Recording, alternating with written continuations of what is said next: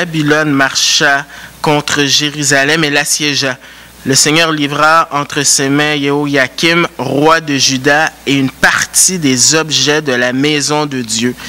Il les amena au pays de Shinéar, dans la maison de son Dieu, et il mit les objets dans la maison du trésor de son Dieu. Le roi dit à Ashpenaz, chef de ses eunuques, d'amener quelques-uns des Israélites de race royale ou de famille de dignitaires, jeunes garçons sans défaut corporel, de belle apparence, doués de toute sagesse, d'intelligence et d'instruction, capables de servir dans le palais du roi et à qui l'on enseignerait les lettres et la langue des Chaldéens. Le roi leur fixa pour chaque jour une portion des mets de sa table et du vin dont ils buvaient, voulant les élever pendant 3 années, au bout desquelles ils se tiendraient au service du roi. Il y avait parmi eux, d'entre les fils de Juda, Daniel, Anania, Michaël et Azaria. Le chef des eunuques leur imposa des noms. À Daniel, celui de Belshazzar, à Anania, celui de Shadrach, à Michaël, celui de Méshach, et à Azaria, celui d'Abed-Négo. Daniel résolut de ne pas se souiller par les mets du roi et par le vin dont le roi buvait, et il supplia le chef des eunuques de ne pas l'obliger à se souiller. Dieu fit trouver à Daniel faveur et compassion devant le chef des eunuques. Le chef des eunuques dit à Daniel, « Je crains mon Seigneur, le roi, qui a fixé ce que vous devez manger et boire, car pourquoi verrait-il votre visage plus défait que celui des jeunes gens de votre âge et exposeriez-vous ma tête auprès du roi? » Alors Daniel dit à l'intendant à qui le chef des eunuques avait remis la surveillance de Daniel, de Anania, de Michaël et d'Azaria, « Éprouve donc tes serviteurs pendant 10 jours et qu'on nous donne des légumes à manger, de l'eau à boire. Tu regarderas ensuite notre mine et la mine des jeunes gens qui mangent les mets du roi et tu agiras avec tes serviteurs d'après ce que tu auras vu. » Il leur accorda ce qu'il demanda et les éprouva pendant 10 jours. Au bout des 10 jours, ils avaient meilleure mine et plus d'embonpoint que tous les jeunes gens qui mangeaient les mets du roi. Désormais, l'intendant emportait les mets et le vin de leur repas et il leur donnait des légumes. Dieu accordait à ces 4 jeunes gens de la science, du discernement dans toutes les lettres et de la sagesse. Et Daniel expliquait toutes les visions et tous les rêves. Au terme fixé par le roi, pour les lui amener, le chef des eunuques les amena en présence de Nebuchadnezzar. Le roi s'entretint avec eux, et parmi tous ces jeunes gens, il n'en trouva aucun comme Daniel, Anania, Michaël et Azaria. Ils se tinrent donc au service du roi, sur tous les sujets qui réclamaient de la sagesse et de l'intelligence, et sur lesquels le roi les interrogeait, il les trouvait 10 fois supérieurs à tous les magiciens et astrologues qui étaient dans tout son royaume. Ainsi fut Daniel jusqu'à la première année du roi Cyrus. Seigneur, on te demande ce matin que tu puisses te glorifier à travers ta parole, qu'on puisse la mettre en pratique et que tu puisses être glorifié. Amen. Alors, je vais m'adresser aux enfants. Est-ce que vous avez eu des cadeaux? Vous avez eu des cadeaux? Ah, c'est bien. Esther, tu as eu des cadeaux aussi? Non. Oh. Tu as été vilain cette année. Non. Mais qu'est-ce qui reste dans 4 jours, là? Après Noël, là, qu'est-ce qu'il y a dans 4 jours? Qu'est-ce que tu veux dire plus fort? Le jour de l'an. Alors, je ne sais pas, le jour de l'an, si vous êtes des personnes qui prenaient des résolutions. Souvent, on prend toutes sortes de résolutions. De maigrir, d'être en meilleure condition physique, de lire la Bible de façon plus régulière. Mais en général, je ne sais pas si c'est ce que vous avez expérimenté, mais prendre des résolutions et les garder, c'est une autre partie, c'est complètement différent. Et pourtant, dans l'histoire de l'Église, il y a un homme qui est connu pour avoir fait des résolutions puis il les a gardées. Puis cet homme-là, il s'appelle Jonathan Edwards. Alors Jonathan Edwards, c'est un pasteur américain qui a vécu au 17e siècle. Et pour beaucoup de personnes, il y a des personnes qui considèrent cet homme-là comme le plus grand théologien qui a vécu aux États-Unis. Il y en a d'autres qui vont dire, non, c'est le plus grand pasteur. Il y en a d'autres qui vont dire, Dieu a utilisé cet homme pour le plus grand réveil aux États-Unis.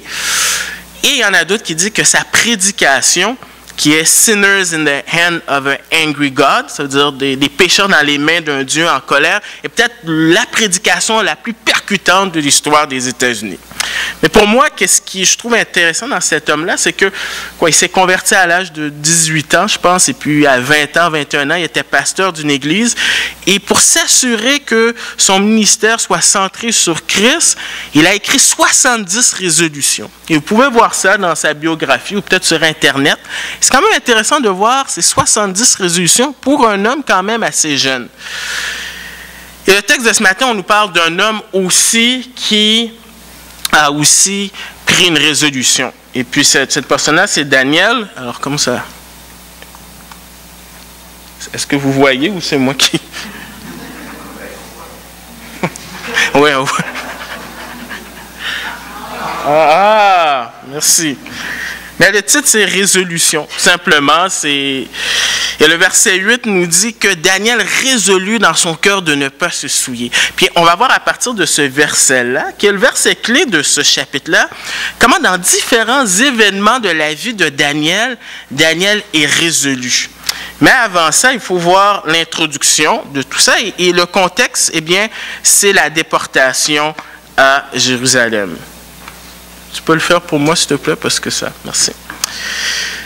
On dit la 3e année du règne de Jéhoïakim, roi de Juda, Nebuchadnezzar, roi de Babylone, marcha contre Jérusalem et l'assiégea. Une déportation, normalement, c'est de prendre des personnes et les amener dans un autre pays. Quand j'ai commencé à sortir avec Lisa, alors pour ceux qui ignorent, mon épouse est acadienne, et quand on a commencé à sortir, elle m'expliquait un petit peu l'histoire de la déportation des Acadiens, comment ils ont été séparés de leur famille, comment plusieurs personnes sont mortes, et c'est un peu ce qui arrive ici à Jérusalem. Parce qu'on dit que, qu'est-ce que Nebuchadnezzar a fait, c'est qu'ils ont assiégé Jérusalem. Alors, les gens de Jérusalem, les Israélites ne peuvent pas sortir parce que les Babyloniens sont devant. Alors les Babyloniens, c'était une stratégie d'attendre que les réserves de nourriture puissent s'épuiser. Et attendre, parce qu'à un moment donné, il faut qu'ils sortent pour aller chercher de la nourriture. Et qu'est-ce qui est arrivé? C'est qu'il n'y avait plus de nourriture. Les gens ont faim. Les gens ont extrêmement faim. Que malheureusement, dans cette ville-là, il y a eu des gens qui se sont comportés comme des cannibales. Les mères ont mangé leurs enfants. Et on voit ça dans le livre de Lamentation de Jérémie. Et puis il y a un chant, peut-être pas ici, mais il y a un chant dans le milieu chrétien qu'on cite, les paroles sont...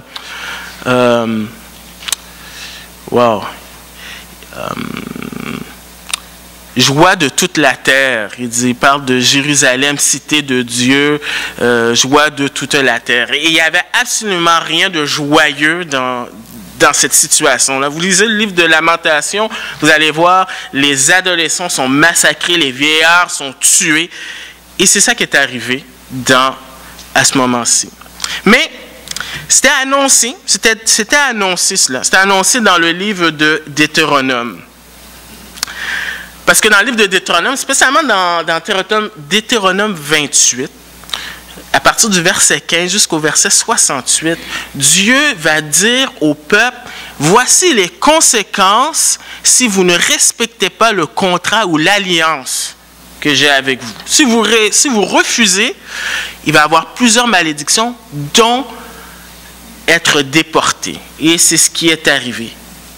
Mais ce n'est pas seulement le livre de Deutéronome qui annonce ça. C'est aussi les autres prophètes aussi qui annoncent ça. Par exemple, on explique que les Assyriens sont venus, puis ils ont pris le royaume du Nord en déportation, ils ne sont jamais revenus. Mais pour le royaume du Sud, ça a été plus expliqué en détail par Ésaïe et Jérémie. Ésaïe, c'est intéressant parce qu'Ésaïe n'était pas contemporain de Daniel, il n'était pas contemporain de Jérémie. Il a annoncé une centaine d'années avant qu'est-ce qui arriverait. Alors, maintenant qu'on voit ça, on peut se dire, mais comment cette déportation peut avoir un impact dans le reste de la Bible? Parce que vous savez, quand on lit un texte, il faut toujours regarder le contexte, mais il faut toujours avoir une vue d'ensemble. Et le livre de Daniel répond à ces questions. La première, c'est, qu'est-ce qui va arriver à la promesse qui a été faite à Abraham et à David? Parce que qu'est-ce que Dieu avait dit à Abraham dans Genèse 12 à 3? Il lui avait dit que de toi va sortir une nation et ils vont bénir toutes les gens sur la terre. Mais là, maintenant, il se trouve cette nation-là en déportation, parce que dans Daniel 1, c'est une première de 3 déportations. Donc, il risque d'être assimilé, il risque de plus avoir de nation. Donc, finalement, qu'est-ce qui va arriver à la promesse de Dieu à Abraham puis à David? Parce qu'à David, dans 2 Samuel 7, il lui a dit que de la lignée de David, il y aura un roi qui siégerait pour toujours. Mais là, ici, on voit que techniquement, c'est Nebuchadnezzar qui règne. Et la deuxième question qu'on peut se poser, c'est est-ce que le peuple va tomber dans l'apostasie? C'est-à-dire que est-ce qu'ils vont renoncer complètement à Dieu? Déjà, s'ils avaient de la difficulté à suivre Dieu dans la terre promise, bien, comment ils vont faire quand ils vont être à l'extérieur, influencés par plein de cultures? Et finalement, la souveraineté de Dieu face au roi de ce monde. Parce que l'Ancien Testament, surtout le livre d'Ésaïe, nous dit que l'Éternel est le seul Dieu, que toutes les nations sont rien devant lui. Et pourtant, le verset nous dit que Nebuchadnezzar est venu, il a amené des objets de la maison de Dieu, des objets consacrés. Il a amené dans son pays, dans la maison de son Dieu, et mis les objets dans la maison du trésor de son Dieu. Comme un trésor, comme un trophée plutôt. Un peu pour montrer finalement que, regardez, notre Dieu est plus fort que leur Dieu. Alors, c'est dans ce contexte-là qu'on voit Daniel qui va prendre la résolution. Sa première résolution, c'est il va être résolu à suivre Dieu en dépit des circonstances. Et les circonstances, c'est quoi? Premièrement, c'est le déclin spirituel du peuple. Ça commence par le roi. Le roi, c'était lui qui devait représenter Dieu. Dans le livre de Chroniques, 36, 5 à 8, on nous donne un résumé de la vie de cet homme-là. Un simple résumé, il a régné 11 ans, et le résumé, c'est « Il fit ce qui est mal aux yeux de Dieu ». Je ne sais pas si... Qu'est-ce que Dieu dirait de notre vie? Un résumé de notre vie. Est-ce qu'il dirait que nous sommes des personnes engagées pour lui? Est-ce que nous sommes des hypocrites? Quoi qu'il en soit, Dieu résume la vie de cet homme-là. Cet homme-là, c'est quelqu'un qui fait des choses qui sont mauvaises. Et on voit dans le livre de Jérémie des exemples de qu'est-ce qu'il fait. Un des exemples, c'est qu'il veut tuer Jérémie, un porte-parole de Dieu. Donc, en voulant tuer Jérémie, il s'attaque finalement contre Dieu. Il refuse l'autorité de Dieu. Il a même pris des écrits que Jérémie a faits et puis il les a brûlés. Déchirer, brûler. Comme si on prendrait notre Bible, puis on déchirait, on brûlerait. Puis c'est ironique, parce que le roi, une des tâches qu'il devait faire, c'était d'écrire la loi de Dieu et la lire tous les jours afin de pouvoir suivre Dieu. Donc, si le leader ne montre même pas l'exemple, ça part mal. Mais il y a aussi les leaders religieux aussi. Dans Jérémie 26, au verset 7 et 8, je vais juste le mentionner parce que c'est quand même intéressant. C'est pas juste le roi à cette époque-là qui faisait pas la volonté, mais aussi les leaders. On dit les sacrificateurs, les prophètes et tout le peuple entendirent Jérémie prononcer ces paroles dans la maison de l'Éternel. Et comme Jérémie achevait de dire tout ce que l'Éternel lui avait ordonné de dire, tout le peuple, les sacrificateurs, les prophètes, les porte-paroles de Dieu, se saisirent de lui en disant « à mort, à mort ». Donc, ceux qui enseignent, qui devaient enseigner le peuple, ne veulent rien savoir de Dieu. Ça part très mal. Et tout le peuple, finalement, bien Daniel va dire plus tard qu'on a tous péché. Donc, comment appliquer ça? Daniel aurait pu dire, comme le dicton, tout le monde le fait, fais le don. Daniel aurait pu dire, comme nous on pourrait appliquer et dire, ah, à l'église c'est juste des hypocrites, pourquoi je viendrais? Ou dire, pourquoi devrais-je m'adhérer à une religion où est-ce que je vois le pasteur qu'on voit dans les nouvelles qui scandale d'immoralité, scandale au niveau des fraudes, autant au Québec qu'à l'extérieur. Et finalement, Daniel aurait pu dire ce que j'ai entendu malheureusement de jeunes de familles chrétiennes, pourquoi devrais-je devenir chrétien alors que mes parents, quand ils viennent à l'église, c'est super, ils chantent, ils donnent l'offrande, mais à la maison, ils font du commérage, à la maison, ils mentent, ils ne vivent pas leur vie. Mais Daniel est quand même résolu à suivre Dieu, même si les autres ne suivent pas Dieu. Même s'ils sont tous des mauvais exemples, Daniel est résolu à suivre Dieu parce que c'est une relation personnelle. Et nous, on devrait suivre Dieu, pas parce que papa ou maman, mais que c'est quelque chose de personnel. Donc, c'est un aspect des circonstances, mais aussi, il y a un programme d'endoctrinement qui se passe aussi.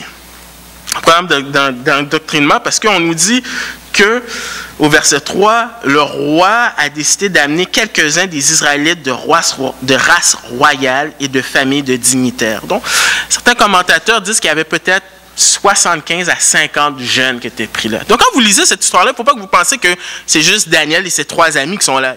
Il y a un groupe de jeunes.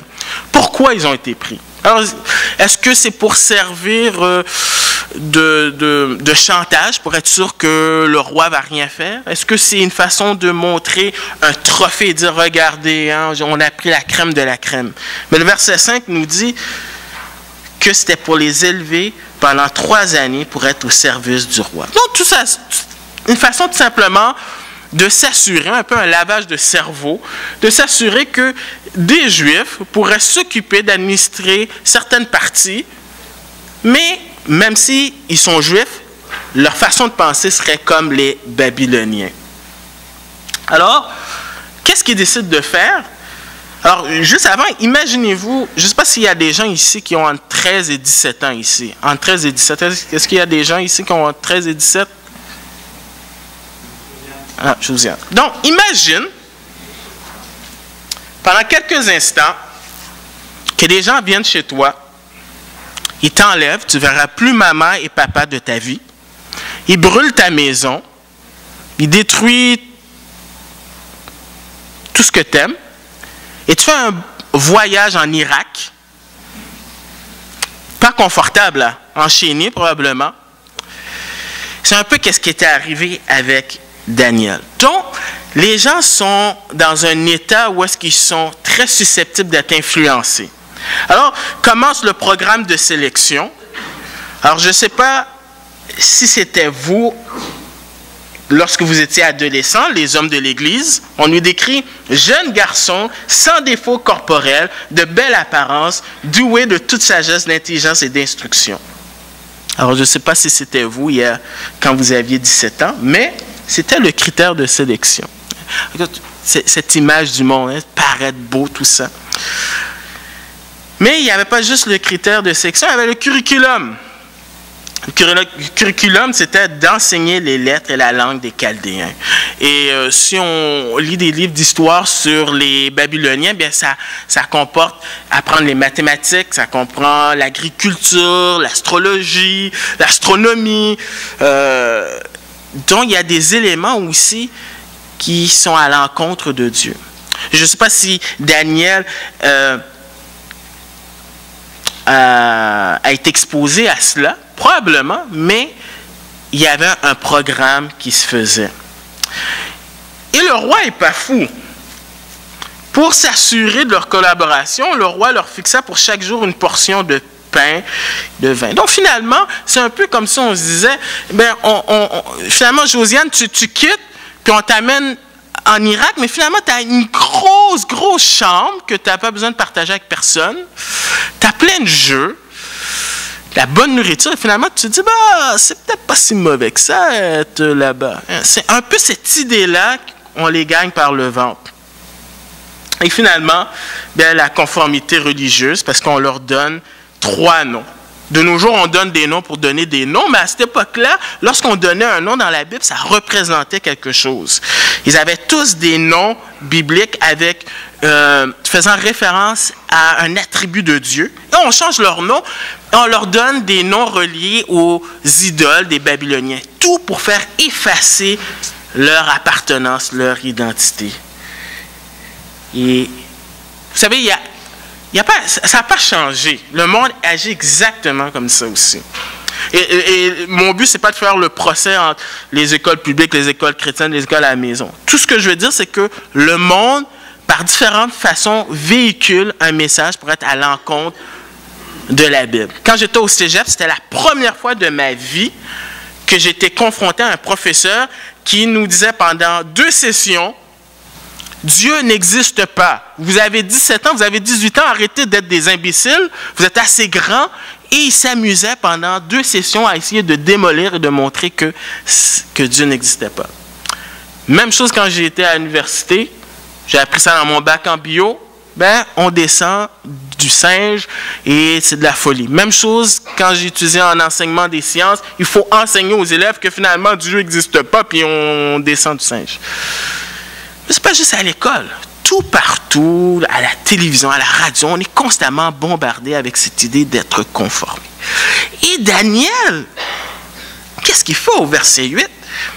Il résolut de ne pas se souiller. Pour Daniel, apprendre une autre culture, même des choses qui peut-être à l'encontre de Dieu, ce n'est pas un problème, parce qu'il a la base. Quant à la base, ben, il est enraciné. Ça ne dérange pas d'être exposé à d'autres croyances parce qu'il a la base. Et c'est pour ça que c'est important à l'Église, on met l'emphase sur l'enseignement afin de ne pas être ballotté à toutes sortes de vents et de doctrines. Même on pouvait changer de nom pour Daniel, ça ne fait rien. Parce que son cœur appartient à Dieu. Donc tu peux le changer de nom, il appartient. Mais quand il s'agit d'être à l'encontre de façon direct avec la parole de Dieu. Alors, on ne sait pas, est-ce que c'était consacrer le vin et les mets, est-ce que c'était relié à une idole, est-ce que c'était pour le roi qui souvent était représenté comme un dieu? On ne sait pas, mais une chose est certaine, Daniel savait que c'était à l'encontre, il a dit non, il refuse. Et Daniel est résolu à suivre Dieu sans compromis. Vous savez, il y a un film il y a quelques années, c'était avec Robert Redford, c'était Proposition indécente, je pense que c'était ça. L'histoire, c'est un vieux, c'est quand même un homme âgé. Il rencontre un jeune couple et il dit « Je vous offre $1 million si je peux coucher avec votre épouse. » Puis au début, le mari dit « T'es fou? » Mais après, ils sont en train de discuter, le couple, il se dit « Ah, remarque, avec $1 million, on pourra payer les taxes et tout ça. » Son but, c'est de montrer que tout le monde a un prix. Tout le monde peut acheter. Mais Daniel est résolu à suivre Dieu sans compromis. Et il le fait de façon concrète. Il a des convictions. Convictions.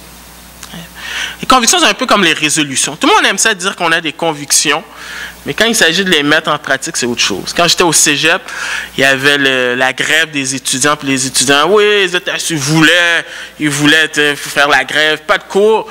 Mais là, c'était en hiver, puis là, finalement, ça ne me tente pas de sortir. Hein. Mais Daniel, il est concret. Conviction. Il y a le courage. Le courage parce que, au verset 8, il décide de demander au chef des eunuques de ne pas se plier aux ordres du roi. Le roi, il domine, c'est un monarque. C'est pas comme ici, la démocratie. Là. Ce que Nebuchadnezzar dit, c'est la loi, si tu ne le fais pas, tu meurs. On voit ça au chapitre 2, au chapitre 3. Ça ne prend pas beaucoup pour Nebuchadnezzar pour s'énerver si tu es contre. Et on voit qu'il fallait du courage. Un petit adolescent qui veut s'opposer au roi pratiquement du monde moderne à cette époque-là. Donc, il y a du courage. Mais il a aussi de la sagesse. Il y a de la sagesse parce que ce n'est pas parce que tu as de la conviction qu'il faut agir de façon...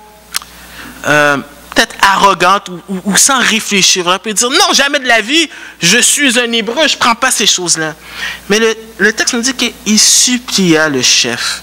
Et donc, il y a une sagesse. Jésus nous demande d'être simple comme des colombes, mais aussi d'être rusé aussi, comme des serpents. Dans le sens que on a des convictions, mais il faut être sage aussi. Et finalement, la confiance.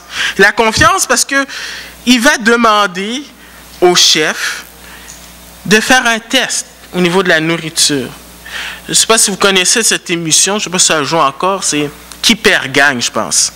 C'est des gens qui veulent maigrir et puis à chaque semaine, tu as des points si tu maigris. Et normalement, dans le programme, tu as des exercices et tu as une bonne alimentation.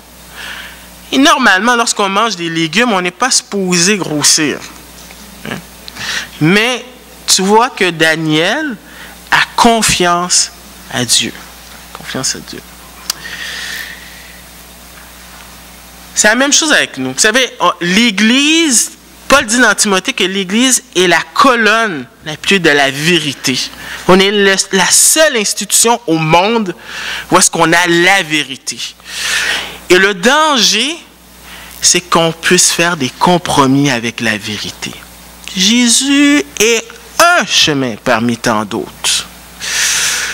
Et le problème, c'est quand on commence à ouvrir une petite porte au compromis, bien, ça s'ouvre, ça s'agrandit. Vous savez, des universités comme Harvard et Yale, c'était chrétien. Mais maintenant, c'est séculier.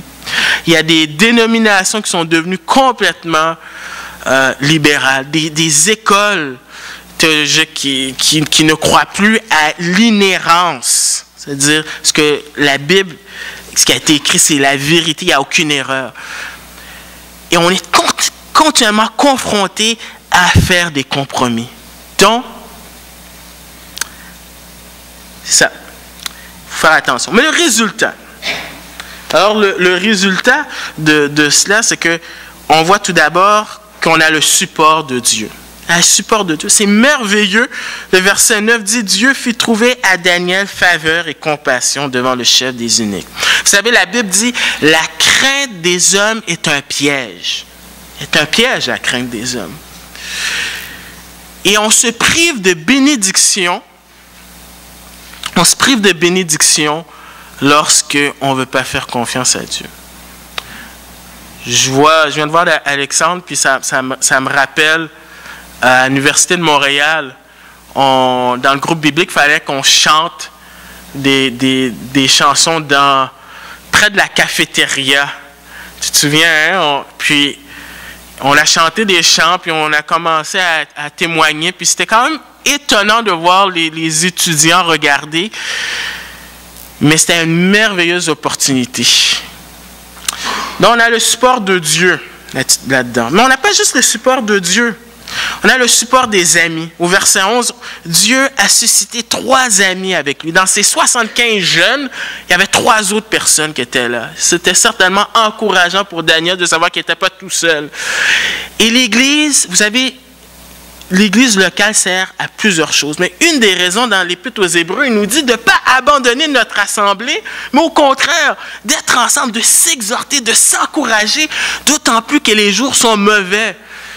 Et c'est plaisant et encourageant d'avoir des frères et des sœurs pour être là, pour dire « Hey, je suis avec toi ». Comme ce que Guy a mentionné avec Mélissa, l'encouragement. Parce qu'on vit dans des jours mauvais, on vit dans une époque où est-ce qu'on est continuellement attaqué, bombardé. Donc Dieu donne le support des amis, mais il faut aussi un miracle en faveur de Daniel. Donc, on voit ce miracle qui est arrivé. Donc, résolution à suivre Dieu sans compromis, mais aussi du verset 17 jusqu'au verset 21, on voit une résolution à suivre Dieu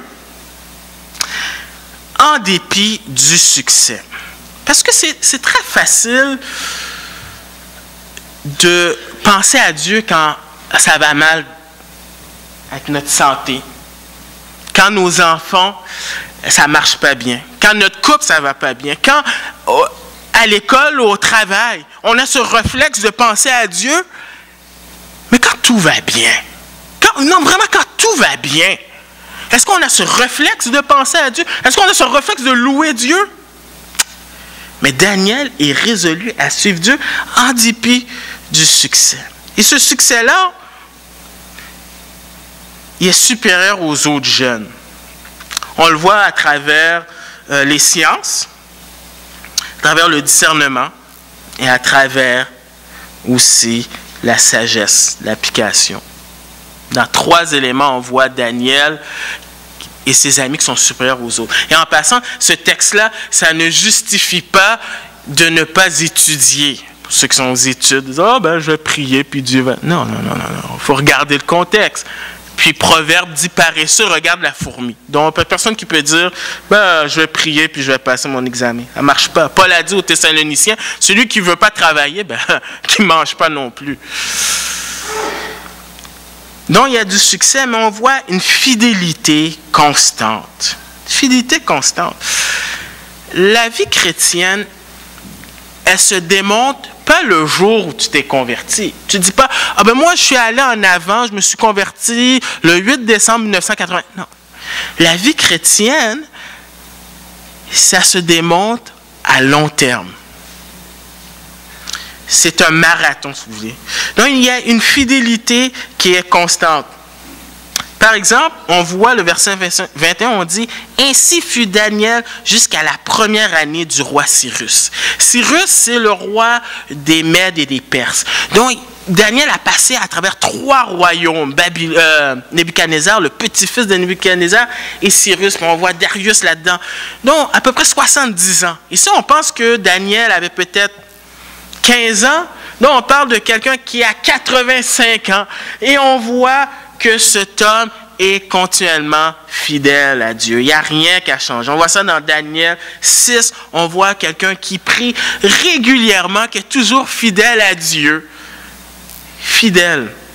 Et on le voit aussi dans Daniel 3 avec ses amis. Parce que ses amis aussi étaient dans une situation quand même de leadership, mais ils sont exposés aussi à faire ce choix. Est-ce qu'ils vont suivre Dieu ou non?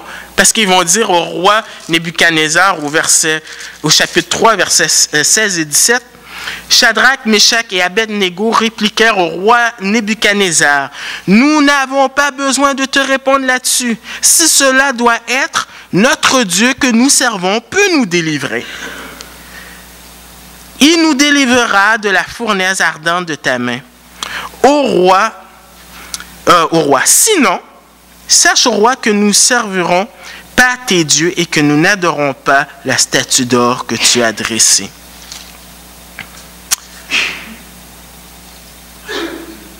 Je ne sais pas si... Vous savez, on vit dans un pays avec la liberté, puis c'est un privilège,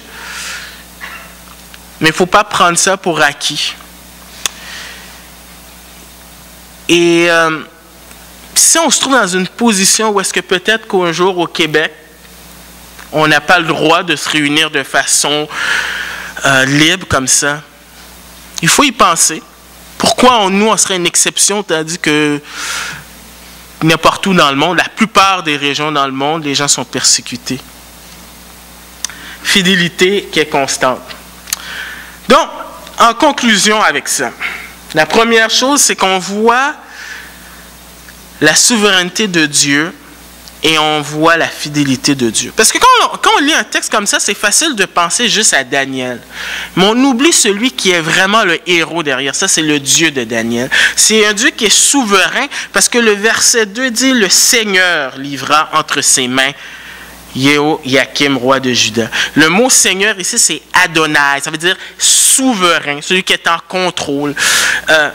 C'est le mot qu'on retrouve le plus souvent dans le livre de Daniel faisant référence à Dieu. Ce n'est pas Yahweh. Yahweh, ça va venir au chapitre 9. Mais le plus souvent, c'est Adonai. C'est lui qui est en contrôle. Il est le Dieu qui contrôle l'histoire.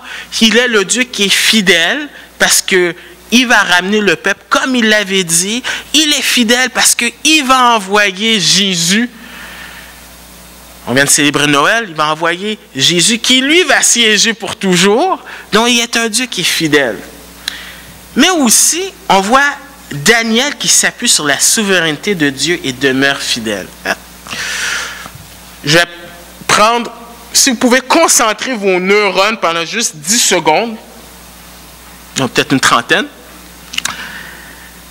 pourquoi Daniel est capable de rester fidèle? Malgré toutes les circonstances, humainement, on dirait, fais comme les autres. Pourquoi Daniel est capable de rester fidèle?